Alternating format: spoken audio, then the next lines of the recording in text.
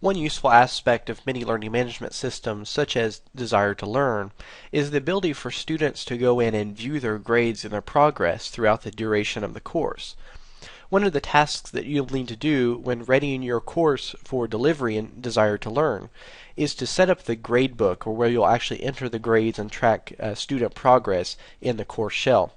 To do this, select the Grades option from the menu area. Desire to Learn actually has a separate wizard that will walk you through the steps of setting this up. So what you'll need to do is actually select the Setup wizard from the Grades area. From here, you'll actually begin by selecting the Start button, and you'll get a chance to choose how you'd like to set up the grading structure for your course. In this case, I'm going to leave it at points value. When you're ready to move on, just select the Next button. From here, I'm going to actually select the Calculated Final Grade. This will actually calculate a final grade based on the other scores received by the student in the course. And you'll select the Next button when you're ready. This will deal with how to treat ungraded items. I'm going to actually select Treat Ungraded Items as 0 and select Next. The organizational schemes allow you to determine how you want the scores or the grades to be presented to students. In this case, I'm going to simply represent it as a percentage. However, you also have the option of doing a letter grade scheme or a variety of other types of schemes that can be set up. When you're ready, just select the Next button. Here you can choose the number of decibels displayed. I'm going to leave that at 2 and move forward. In terms of your submission view display options, you can select to have the points grade or the grade scheme symbol, the grade scheme color. There's a lot of ways that you can actually customize how these are made available to students. I'm going to actually leave these options as is and select Next. And finally, this screen actually summarizes the parameters that you've determined for your grades.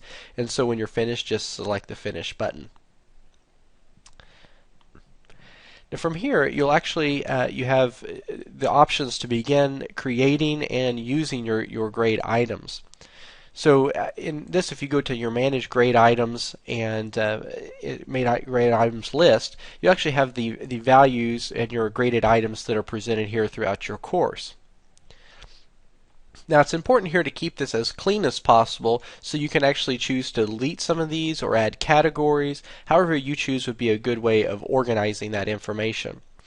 When you're ready to actually enter grades for a particular item, you can select the icon to the right. In this case, I'm going to choose just an example item here.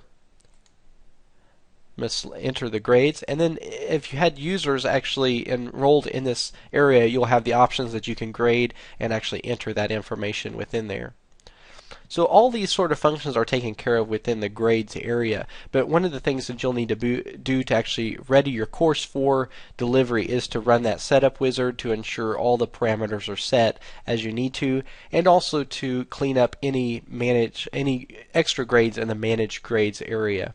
And this can be done by just simply selecting an option or choosing the Delete key and selecting that as well.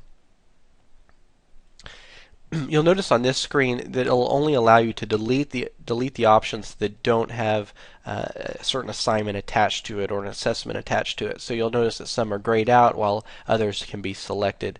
And if you were to select that, you would just select the Delete Selected option, and it would delete it from the list.